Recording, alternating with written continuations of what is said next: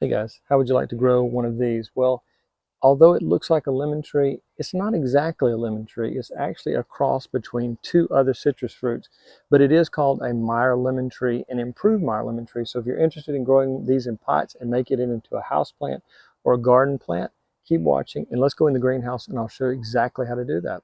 Hey guys, when is a lemon tree not a lemon tree? Well, this is a lemon tree, but not exactly. It is a improved Meyer lemon. And as you can see, I picked this up from the garden center and it already has 4 unripe lemons on it. And I'm going to repot today and show you every step, tell you every tip and how to keep it alive and how it can make a great house plant. And if you do live in the right zone, you can plant it directly in the ground. But for me, I'm going to have this as a beautiful house plant. So I'm going to tell you every tip and trick along the way. So keep watching. And in the greenhouse today, we'll go through planting a improved Meyer lemon. So guys, you're wondering, why am I saying this is not a true lemon? Well, technically, it was discovered in the early part of the 20th century, and it's believed to have been crossbred between a mandarin orange and a lemon tree, and that's what gives it its unique flavor. It's not as tangy or acidic as a standard lemon, and so it's just a really great tasting lemon. And I have some, I think I brought them out to the greenhouse, and I'll show you what they look like once they're fully ripe. But these are quite early in the stage of growing. And of course, my zone here in 7A, this is going to have to come inside in the winter. And hopefully I can keep these lemons growing throughout that time. But I'm going to show you every tip and trick, and we're going to repot. I'm going to tell you what you need to do if you're planning on growing these in containers. So Meyer lemons were once considered more of a specialty, and they're gaining a lot of popularity. Actually, it's rare to find these in just a regular grocery store, so sometimes you have to go to a specialty store to find them, but they are quite good. A lot of recipes do have Meyer lemon listed as one of the ingredients. And so it's one of those things that if you're really a culinary expert, you'll know that Meyer lemons are really something great to have growing in your home, around your home, and in the summertime when they're producing lemons, that's a great thing to have. So the reason these are called improved Meyer lemons is the original Meyer lemon had some diseases throughout the 40s and 50s it was discovered. And so they've improved it by breeding and crossbreeding. And so in the 1970s, they came up with the improved variety, and it's a lot more hardy and less possibility of a disease attacking your tree and killing it. Now, unlike a lot of citrus trees, this is one that can be grown indoors inside of a larger container, and you can actually be harvesting fruit in late winter and early spring. So that's a great option to have for a citrus item that normally you would only find outdoors. So I highly recommend getting one if you can find it, and just make sure you follow along every step of the guide so you'll be able to collect your own lemons, Meyer lemons, throughout the winter and early spring. So this particular Meyer lemon I'm putting in this pot, and these pots are really a bargain this time of the year. This is the fall, and so excuse me. And so these pots are normally $10 at our discount store called Dollar General here in America, but they're 50% off in the fall because they're trying to liquidate a lot of their summer and garden products. So if you want to get a great deal on products, go to your local dollar store in the fall and look for garden supplies because it's really the best time to get it. They're bringing in holiday merchandise, and so that's really a great bargain. Now, as you can see, this pot is at least double the size of the root ball. I would say even if you can get a larger pot than this, which just for the video, I'm using this pot, but I would suggest using a 5-gallon type size bucket. If you're wanting to grow it in the house, of course, you want a nicer looking container than just a standard 5-gallon bucket. But if you're growing it out in the garden and you're bringing it in and out of your garage or greenhouse, then just a 5-gallon bucket will work. But remember, these lemons, as most citrus, requires really well draining soil. So you want to make sure you put adequate drainage holes in the bottom, and we're going to do that next. Okay, so we're using about a 1/4 of an inch drill bit, and we're going to put about 4 to 6 holes in the bottom of the bucket, bottom of our pot, to make sure drainage is adequate. I'm going to stop talking because I know you probably won't be able to hear me over the drill.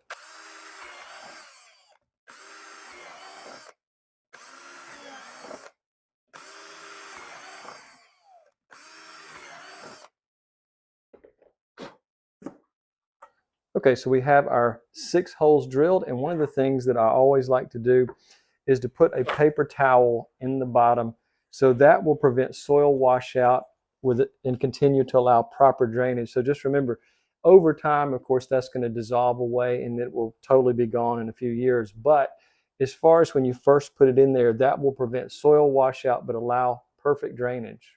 Okay, we've got our pot holes drilled and it's ready to go to be mixed with our potting soil. So what we're going to do is we're going to take 1 part black cow compost, 1 part peat moss, and 1 part our custom-made potting soil. And I'll link a video up top that shows you exactly how to make that. It'll save you up to 75% on your potting soil. So we're going to mix the 3 ingredients together, and then we're going to thoroughly hand mix. And the peat moss is going to help with the desired acidity of that tree. And so I'm just going to carefully mix this by hand, make sure that it's exactly right. Now we still have another additive we're going to add to the top of the soil, and I'll show you that in just a second. Just make sure this is well mixed. Okay, now we're going to put the first layer. We're going to put the first layer of our potting soil down before we bring in our pot. We want the tree to be about 1 inch below the edge of the pot, but we're not bringing the soil all the way up to the edge. We're going to have it about 1 inch below. So the top soil of the pot you're using, that soil should be even with the soil in the pot. You don't want the trunk of the tree to be under the soil. We'll just add this to the base of the pot, and we'll kind of take a look at our root ball to see if it needs some pruning. Now it seems kind of strange to prune the roots, but we do this all the time in the bonsai world, where we do root pruning to help with the health of the tree. And I think we're really close right there. I'm just going to make sure it's pressed down a little bit, and I'm going to carefully remove that from its pot. Now the root system seems to be okay. I don't see a lot of swirling patterns. It's still pretty loose, and so I might take a root hook if it was heavily swirled around. I might take a root hook and pull it out, or I might take a pair of garden shears and just cut off the bottom 1 inch, because if it's too much swirling pattern going on, then that's going to be something you want to do. But this is just the way we need it, and so I'm going to add just a little bit more soil, and then we'll go back up to the top of the table and continue on with our instructional guide on planting improved Meyer lemon. So guys, the last thing we're going to do before we put in our mulch, and I'll show you what type of mulch I'm going to use, is we're going to put about 1/4 of an inch to 1/2 an inch of worm castings on top of the soil. And that's really kind of a secret ingredient that a lot of people fail to even think about. But it's like a slow release fertilizer that also has a lot of beneficial microbes and microbial activity. So just remember, if you can get a bag of this, this is going to help not only in lemon trees, but so many other things in your garden. When you plant something, just add a handful of this to the right around the base of the tree, and you'll be amazed at how much better those plants, vegetables, or shrubs, whatever you're planting, that helps quite a bit. Now the last thing we're going to add to the soil top, and we're going to press down a little bit to make sure it doesn't get washed out, is a very fine pine bark. And at the big box store Lowe's, it's referred to as soil conditioner. But if you can see that, it's really finely ground. It's not like the big bag product that you use for your overall garden. This is a very specialty type product. So I'm just going to put it in there, and this will help retain moisture and also prevent washout, as I said earlier. So I'm just going to add it to both sides, about, I would say about 1/2 inch all the way around.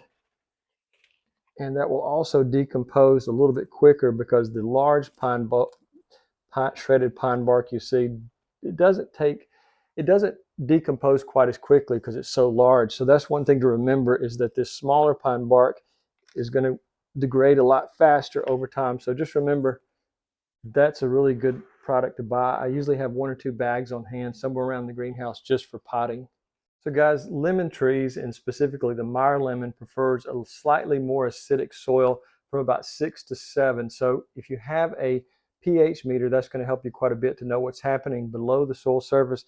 This particular model measures pH, water, light, and air and soil temperature. So it's really a great product for less than 30 bucks. I use it all the time in the garden.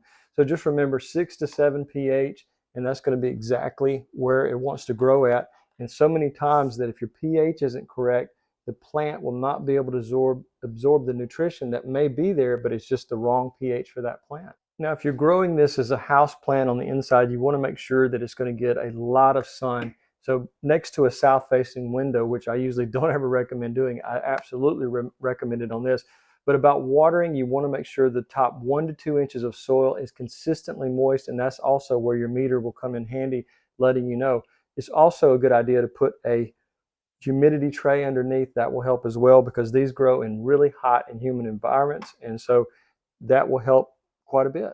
So if you see some leaf yellowing, it could be a sign of overwatering. So just be careful when you're watering not to do that. If you do and you see the leaf yellowing, it means you're probably watering, and you need to step back on your watering schedule quite a bit less until remove those leaves and make sure no new leaves develop that same issue. Now, as I mentioned earlier, Meyer lemon does want a lot of sunlight, a lot.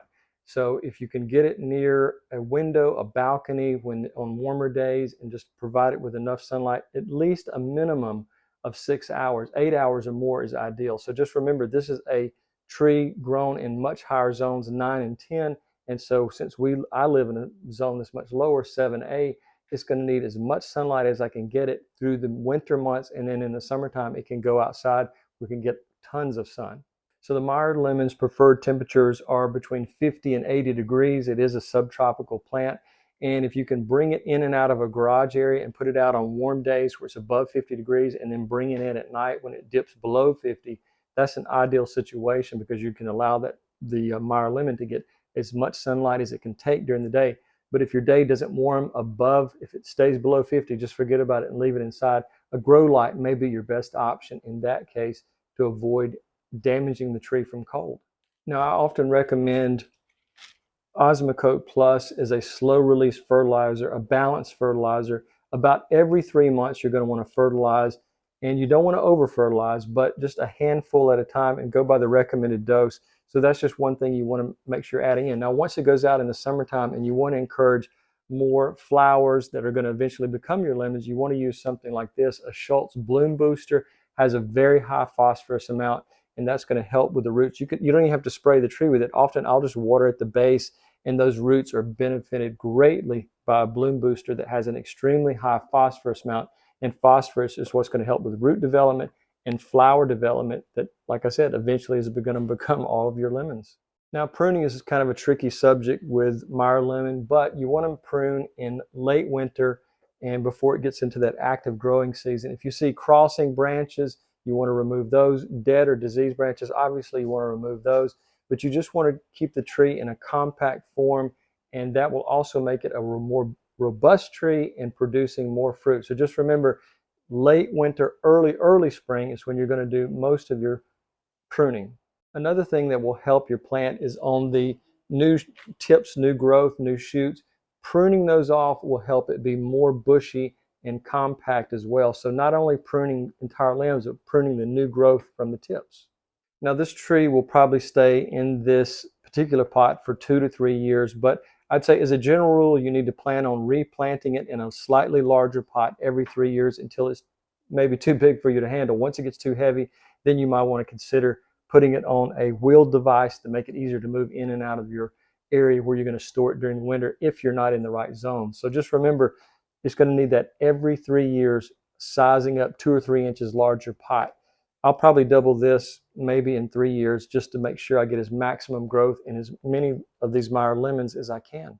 Now, as with many fruit trees and citrus trees, they are susceptible to aphids and spider mites. And I've got a video I made about a natural solution that you can put together and spray your tree without worry of contaminating anything you might be consuming. So take a look at that video. I'll put it up top as well. But aphids and spider mites can be under the leaves, and before you know it, you have a severe infestation. So you want to stay on top of that and monitor your citrus tree once it goes outside as closely as possible. When you bring it in the early part of late fall, early winter, you want to also check the undersides of the leaves for spider mites and aphids before you bring it inside, because it might cross-contaminate another plant.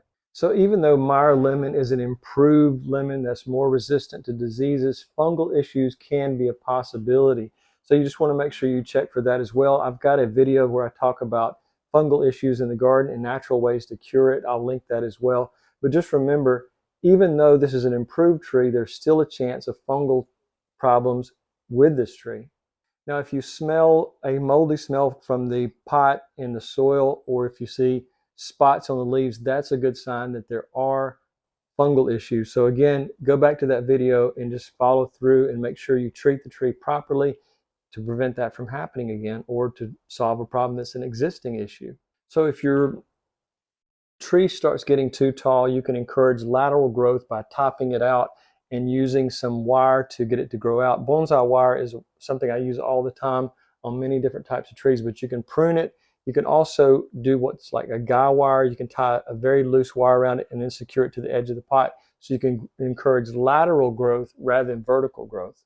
One thing about bringing your tree indoor in the winter, because we're approaching the winter now, this is becoming about early autumn. It's the mid-October for us, so we've got a little ways to go before our first frost. But when you bring it inside, wherever you place it, you might want to put it near a humidifier, because AC systems can dry out the air tremendously. And so that's one thing to remember. If you can put it next to a small humidifier, that will help the tree as well. So just remember, it's coming from a tropical environment, and that's what it's most likely going to want.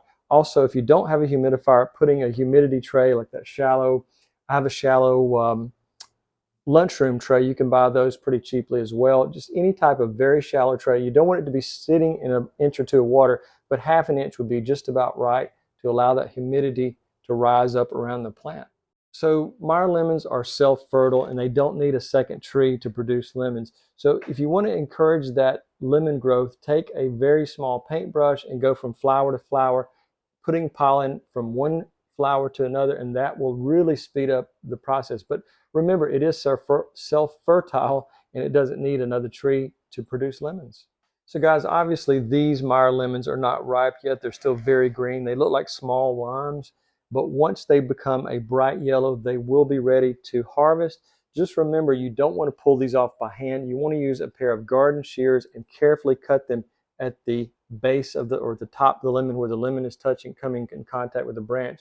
Just remember that you can damage the tree by quickly twisting and pulling, so just be very gentle when removing those. Another thing to remember, that if you're growing it as a house plant and it's receiving just the right conditions, soil, light, water, you might find that Meyer lemon is able to produce nearly year-round. So that's an exciting thing to think about. If you follow all the guides in this guideline, all the steps, all the tips, you might be receiving lemons for 10 months out of the year with this tree. Granted, it has to be just the right conditions for that to happen. So Meyer lemon's growth rate is slow to moderate. It's a pretty slow growing tree, so you're not going to see massive growth any year, but it will continually grow at a nice pace. But just try to be as patient as you can with the tree, not expecting that you're going to have massive growth in 1 year.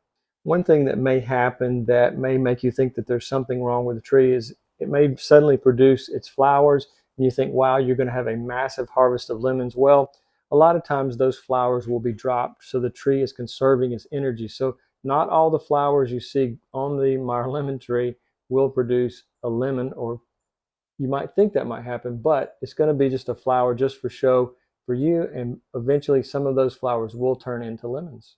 One thing you might want to consider is saving your eggshells every morning after you've had your breakfast, because that will provide your Meyer lemon tree with a good source of calcium. If you don't like eggs and you don't eat them, and you don't want to save your eggshells, you might try gypsum. Just adding a little bit of gypsum to the soil will add calcium. That will prevent blossom end rot. And so that's one thing to remember, is you want to make sure that the soil has a lot of calcium in it. So guys, one thing that's really important to know is when you bring your tree inside, you don't want to put it in a corner where there's limited air circulation. You want to have some type of small oscillating fan, not where it's blowing onto the tree constantly, but just cutting on, maybe using a timer would be a great idea. So if you do that and just allow a little bit of air circulation, that can really help the tree and might prevent some diseases from occurring. So just find yourself a very small fan and a timer, and having that running about 1 to 2 hours a day, just to allow some air circulation so it's not in a completely stagnant air environment. So guys, one last piece of advice about the Meyer lemon tree is, like with many citrus trees, it does have thorns, and so be careful when you're handling it, because it can be quite painful to get a half-inch thorn into your skin. So guys, I really appreciate you watching. I hope you found something interesting. If you decide to grow one of these, please leave me a comment and tell me how it's going. I would love to hear that. So have a great day, and I hope all goes well with you.